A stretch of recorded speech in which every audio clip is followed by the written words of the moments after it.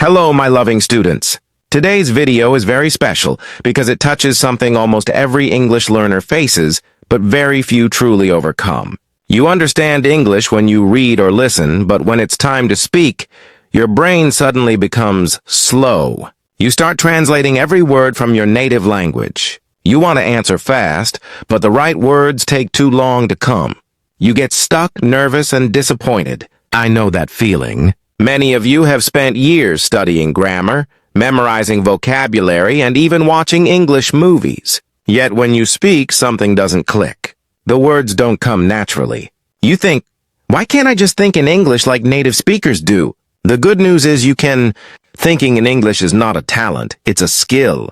It's something anyone can learn with the right mindset and practice. And today, I'll guide you step by step through how to stop translating in your head and start thinking in English naturally. Stay with me until the end, because what you'll learn today will completely change how you study English, how you use English, and even how you see yourself as an English learner. Part 1. The Trap of Translation Thinking.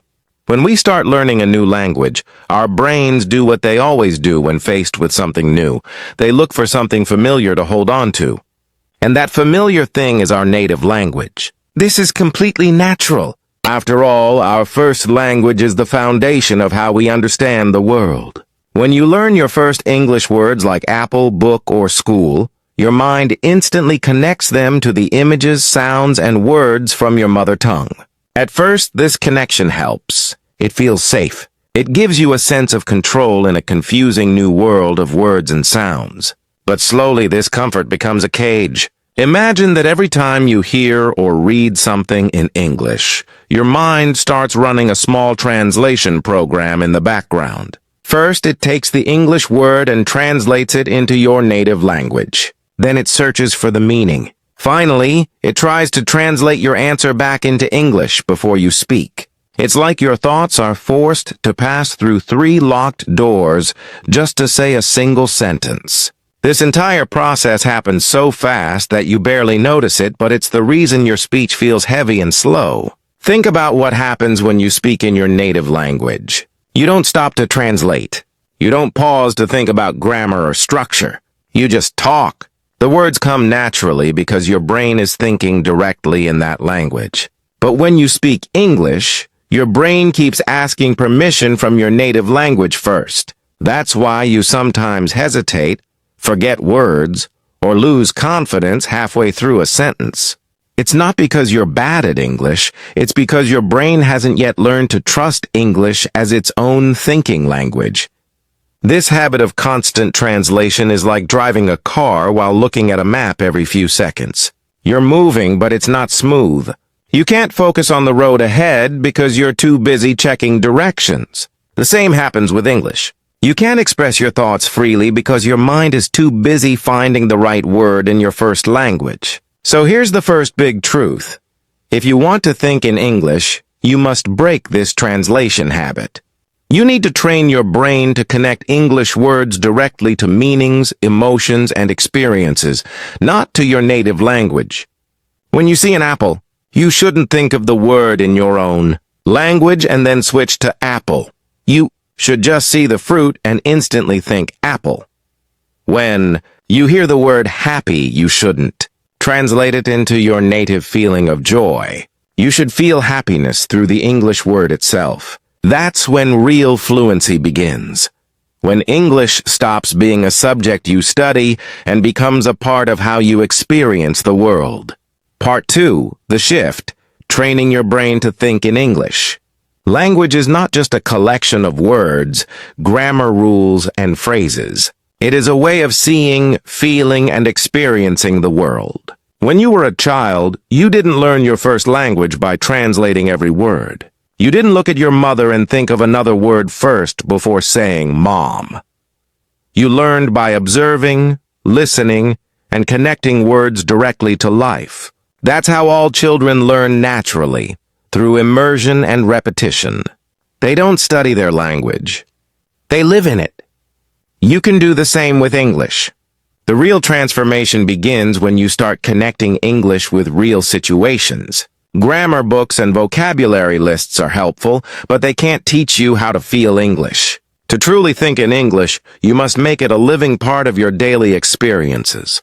You must train your brain to use English not only for study, but for living, feeling, and expressing. So how can you make that shift? Let's explore 3 powerful techniques that will help you train your brain step by step. Technique 1, label your world in English. Look around you right now. Everything you see, the table, the phone, the cup, the window has a name in English. Say those names to yourself.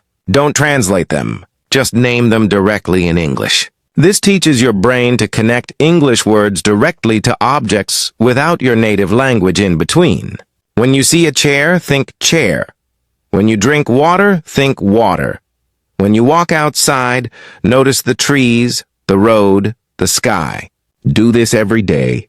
At first, you might need to remind yourself to do it, but over time, your brain will start doing it automatically. You'll begin to see your world through English words. Technique 2, speak your thoughts out loud. One of the best ways to think in English is to talk to yourself in English throughout the day. As you go about your daily life, describe what you're doing. Say things like, I'm getting ready for school or I'm cooking dinner. You're not trying to be perfect. You're training your mind to form thoughts in English without needing translation. Technique 3, make simple decisions in English. Every day you make small decisions. What to wear, what to eat, where to go. These moments are perfect for practicing English thinking. When you open your closet, ask yourself, what should I wear today? When you feel hungry, think, I'll have rice or maybe I'll make some eggs. This helps your brain start operating directly in English. Part 3, daily practice. Secrets for building an English mind. Learning to think in English is like training your body at the gym. You can't build muscle by lifting weights once in a while. You need daily training to keep your mind active. The goal is not long hours but consistency. Practice a little every day. Here are 5 daily habits that will help you build your English mind. Morning English warm-up, English input only, keep an English journal, talk to yourself, and use English for fun. When you do these things regularly, English becomes part of your natural environment, not just a subject. Slowly, your brain rewires itself to think directly in English. Part 4, the inner voice of English. Every person has an inner voice, a stream of thoughts running through the mind. For most English learners, that voice speaks in their native language. But if you want to think fluently in English, you must train that voice to speak English too. Start small. When you wake up, think, I need to get up. When you're hungry, think, I want to eat. Over time, your thoughts will start coming naturally in English. That's when you'll realize you're no longer translating. You're thinking. Part 5, Real-Life Transformation, a Story of Change. There was a student named Jake who learned Spanish. At first he studied grammar and vocabulary but struggled to speak fluently because he always translated in his head. His teacher told him, stop studying so much. Start living in Spanish. So he immersed himself. He listened, spoke, and thought in Spanish every day. Slowly, his brain stopped translating and started thinking directly in Spanish. You can do the same with English. The key is consistency, patience, and emotional connection. English must become part of your life, not just something you study. Part 6, the emotional side of thinking in English. Language is not just words. It's emotion. When you connect English to your feelings, it becomes alive. When you feel happy, think, I'm happy. When you're tired, think, I need rest. When English reflects your emotions, it becomes part of you. Part 7, motivation to keep going. The journey isn't always easy. There will be days when you feel tired or frustrated. But every mistake is progress. Fluency is not about perfection.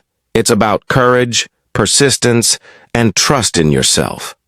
Keep practicing, keep speaking, and your brain will adapt. Finally, Part 8, your 30-day English Mind Challenge. Week 1, label and speak your world. Week 2, journaling and listening. Week 3, full immersion for 1 hour a day. Week 4, speaking, recording, and reflection. Follow these steps daily and you'll begin thinking in English naturally. In conclusion, thinking in English is not just about language. It's about identity. You are building a version of yourself who can express, dream, and connect in English. From today, promise yourself, no more translating, no more fear. Believe that you can think, speak, and live in English naturally. Keep practicing with confidence and patience, and your English mind will grow stronger every day. And remember, this is your journey, your transformation, and your success. Hello, my friends. This was your lesson from Story and Podcast House. Thank you for watching and keep learning every day.